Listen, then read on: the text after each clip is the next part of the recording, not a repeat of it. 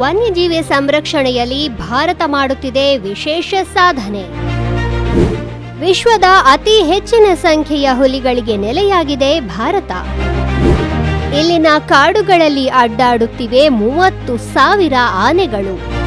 ಅತಿ ಹೆಚ್ಚಿನ ಸಂಖ್ಯೆಯ ಖಡ್ಗಮೃಗಗಳಿಗೂ ಆಶ್ರಯ ತಾಣ ಭಾರತ.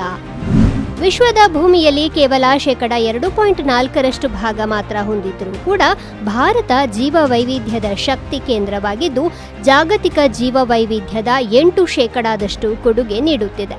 ಸಂರಕ್ಷಣೆಯ ಸಂಸ್ಕೃತಿಯತ್ತ ವಿಶೇಷ ಗಮನ ನೀಡಿರುವ ಭಾರತ ಪ್ರಧಾನಿ ಮೋದಿಯವರ ನಾಯಕತ್ವದಲ್ಲಿ ತನ್ನ ವನ್ಯಜೀವಿಗಳನ್ನು ರಕ್ಷಿಸುವಲ್ಲಿ ಗಮನಾರ್ಹ ಮೈಲಿಗಲ್ಲುಗಳನ್ನು ಸಾಧಿಸಿದೆ. ವಿಶ್ವದ ಅತಿ ಹೆಚ್ಚಿನ ಹುಲಿಗಳ ಸಂಖ್ಯೆಗೆ ನೆಲೆಯಾಗಿರುವ ಭಾರತವು ಈಗ 3,682 ಹುಲಿಗಳನ್ನು ಹೊಂದಿದೆ. 57 ಹುಲಿ ರಿಸರ್ವ್ಗಳು ಅವುಗಳ ಭವಿಷ್ಯವನ್ನು ರಕ್ಷಿಸುತ್ತಿವೆ. ಏಷ್ಯಾಟಿಕ್ ಆನೆಗಳು ಇಲ್ಲಿಯೂ ಸಹ ಅಭಿವೃದ್ಧಿ ಹೊಂದುತ್ತಿವೆ. ಸುಮಾರು 30,000 ಆನೆಗಳು ಇಲ್ಲಿನ ಕಾಡುಗಳಲ್ಲಿ ನೆಲೆಸಿವೆ.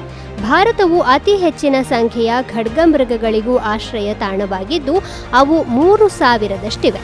2015ರಲ್ಲಿ 525 ಇದ್ದ ಏಷ್ಯಾಟಿಕ್ ಸಿಂಹಗಳ ಸಂಖ್ಯೆಯು 2020ರಲ್ಲಿ 675ಕ್ಕೆ ಏರಿದೆ.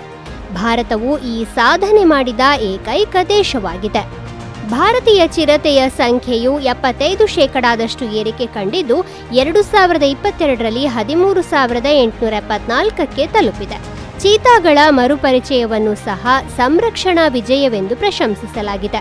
ಮೊಸಳೆ ಸಂರಕ್ಷಣಾ ಉಪಕ್ರಮದಂತಹ ಯೋಜನೆಗಳು ಘರಿಯಲ್ಗಳು ಮತ್ತು ಇತರ ಮೊಸಳೆಗಳ ಸಂಖ್ಯೆಯನ್ನು ಪುನರುಜ್ಜೀವನಗೊಳಿಸಿವೆ. ಏತನ್ಮಧ್ಯೆ ಪ್ರಾಜೆಕ್ಟ್ ಸ್ನೋ ಲೆಪರ್ಡ್ ಹಿಮ ಚಿರತೆಗಳನ್ನು ರಕ್ಷಿಸುತ್ತಿದ್ದು ಅವು ಅಂದಾಜು 718ರಷ್ಟು ಇವೆ.